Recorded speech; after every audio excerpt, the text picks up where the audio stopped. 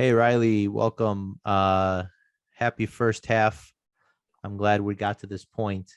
We're going to take a look at some of the things that Riley's been cooking up, making some observations about our season win totals and where we're at now. And I'm just gonna, Riley, how you doing?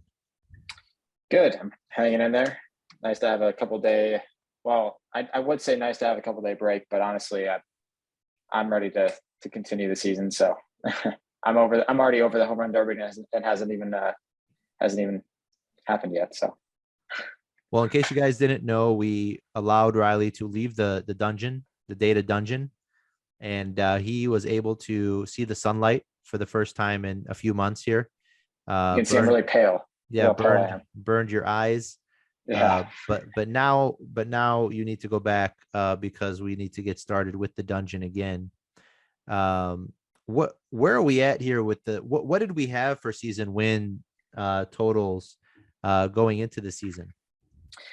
Yeah. So highlighting a couple, the division winners both have been a little disappointing. So we had a unit on the Blue Jays to win the East, the AL East, that is, of course. And then we had a unit on the Phillies to win the NL East. Less said the better about that one. But honestly, the Mets and Yankees, respectively, have run away with those as of now.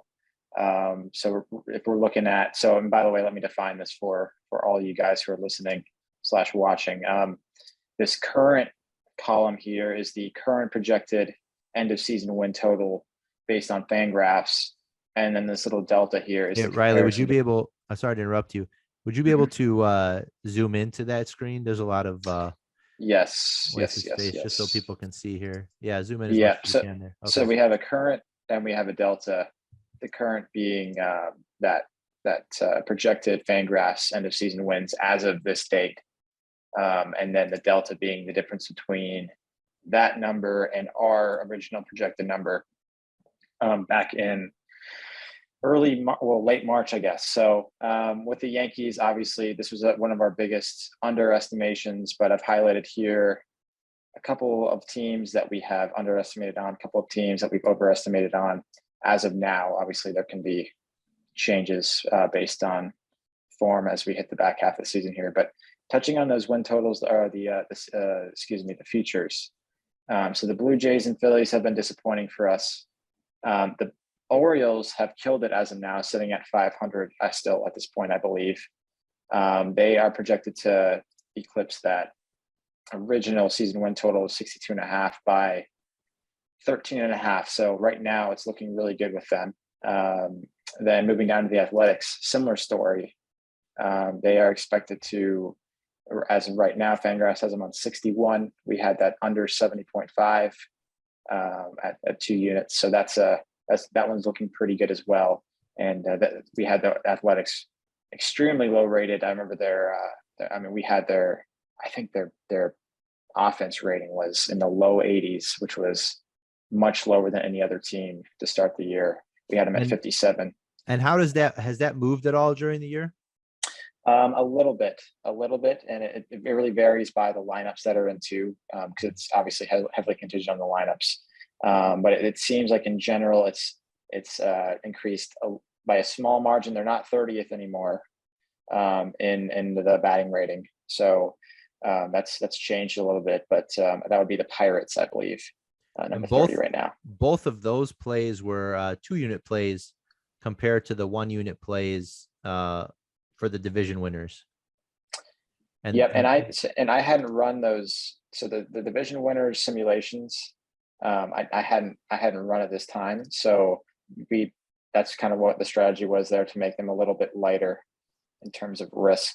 The Marlins, this is going to be a toss up. They're currently projected to win 79 games. We had them on over 76.5. Very similar story, by the way. It's a very similar Marlins team to recent years, where their starting pitching staff underrated, very good, and their batting has been lower tier, bottom tier in the league. So that's going to be a toss up. Touching on the Dodgers quickly, this one's going to be another tight one. We had them under 75 or 97.5.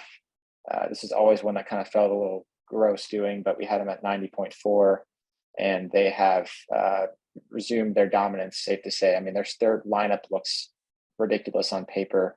I was kind of banking on that, we were going to have some overreaction, but as of now, they've really lived up to the pitching staff has been great as usual, and their starting lineup has been super strong.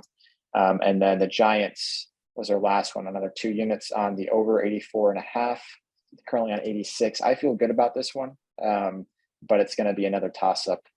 I still love their pitching staff, but it's going to, their starters at least.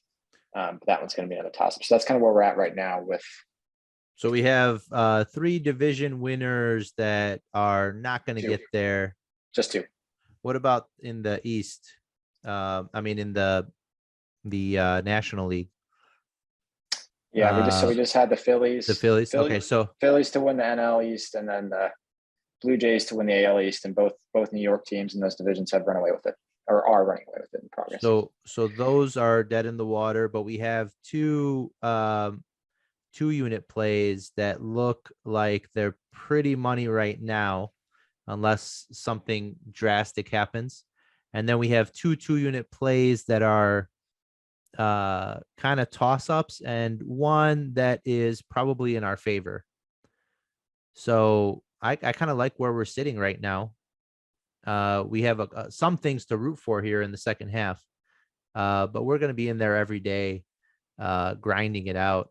So I think that it's going to be a lot more incumbent on us to try to get these things squared away day to day and let the chips fall where they may with these futures.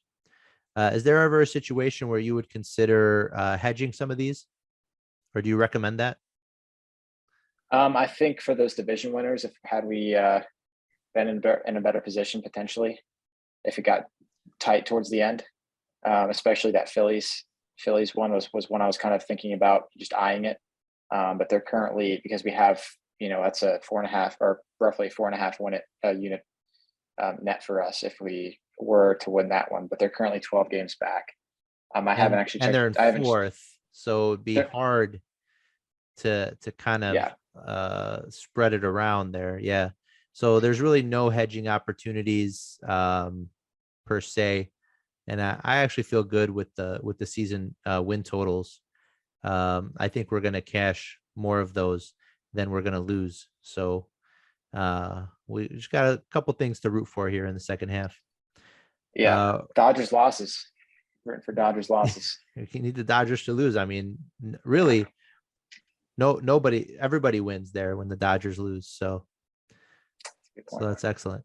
Let's talk about. I just want to talk for just a couple minutes on these Chicago teams, especially the White Sox are kind of near and dear to my heart. I know some of you that know me know that the White Sox, I'm a big White Sox fan. So what's going on with that team? Is it just the injuries, or what's happening? I mean, I'm following the boat of criticizing manager as well, but I think it's really interesting because we had him at 94.5 before the season. It was one where the over was juiced. I never was strong considering it, but still, that was a team we're really high on. There's a couple starters that are extremely, extremely talented. And like looking down that lineup once again, like you'd expect more production, but actually I can bring up this sheet too here. We have some rankings here just of the bullpen starters and batters, and we have the White Sox in our batter rankings right now. We have them number 3 based on their lineup. Their OPS rank, which is literally just the raw OPS number of their starting lineup, is 18. So maybe we'll see a little bit of regression in the second half, but we are still high on them right now as of their latest lineup, and their OPS is not in agreement with that at all. Hmm. All right. Well, maybe once the lineup is a little bit more consistent and they can stop getting injured.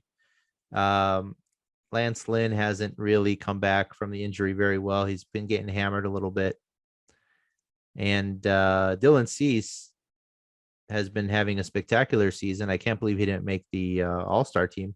How does the leader in strikeouts not make the All-Star team? I just don't understand that. That's an interesting one. I mean, if I cared about the All-Star game, I would think more than 2 seconds about it, but Yeah, I don't necessarily care about it either. I just feel like man, yeah, if the lead leader in strikeouts is not going, yeah. so it Well, seems to be if something we're is wrong voting, there. he's on there. I'll just put it like that. If we're voting, he's on there. But I did not. You know how much the model loves strikeouts. Oh yeah. Oh yeah. Oh yeah. Well, yeah.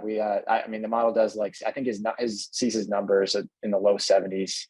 His overall numbers. So model is certainly favoring of him. Did you want to talk about the other Chicago team for a bit here, or do you want to just I leave it at that? I generally try not to discuss the other Chicago team if I don't have to. So we can leave it at that, I think. We do have an announcement. Riley, you said that in the other corner of the dungeon, the EPL model is coming together. When can we expect those season win totals and futures for EPL? If you guys are listening to us for the first time, Riley is an EPL expert. His EPL model has just consistently won every year. English Premier League, for those of you that don't are not really with us that often, that's soccer. It's the highest English soccer league, the English Premier League. So, and Riley is an expert in that. When do you think those will be out? So those are going to be out as of now, the 29th of July. So 11 days from when we're putting this together. So we're about a week and a half out, and the process is churning. That's all I can really say. I mean, there's going to be some changes as well, some small tweaks, which we can talk about as we get near to it. But yeah, I'm really excited for it. It's going to be an interesting season. Unfortunately, my favorite club has been relegated. So for those American viewers who are completely unaware of what soccer is, there is relegation. The bottom 3 teams in the league get dropped to the league below.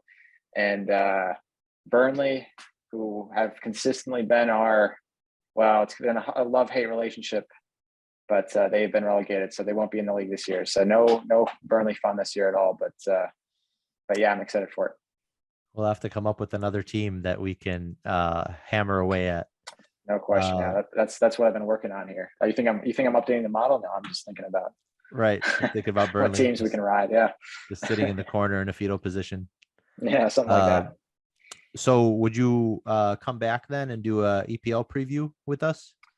Yeah, I think I think we should do that. I think that'd be a good thing to do. And then obviously after that, we got NFL probably another month or so out following that. So we got a lot of stuff going forward here. It's going to be an exciting end to the summer, and obviously we got this MLB season to grind out as well. So excellent. Okay, so if you're not a member, I'm going to leave the links below. You can check out all of our records on our website. You can sign up to be a member with us. It is very reasonably priced for what we offer, and you can be a part of the best sports betting community online. Riley, thank you so much. It was great to talk to you again. Thanks for having me.